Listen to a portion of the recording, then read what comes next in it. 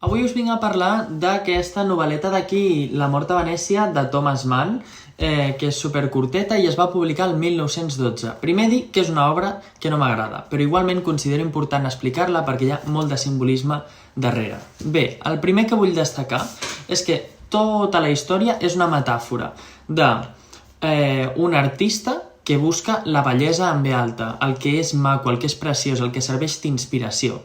Com es representarà? Doncs hi haurà un senyor gran d'uns 60 i pico anys que ja se sent vell i que és escriptor i que persegueix la bellesa que és representada per aquest personatge d'aquí, que és un adolescent que es diu Tazio i doncs el que li inspira una bellesa. Clar, a mi aquesta imatge d'un senyor perseguint a un nen per Venècia em fa molt de fàstic i aquesta sensació no aconsegueix superar el ben feta que pugui estar l'obra. Però més símbols. Mort a Venècia.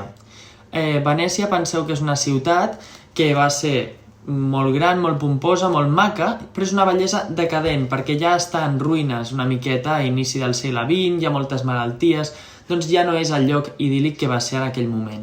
I tot això envoltat de què està Venècia? D'aigua.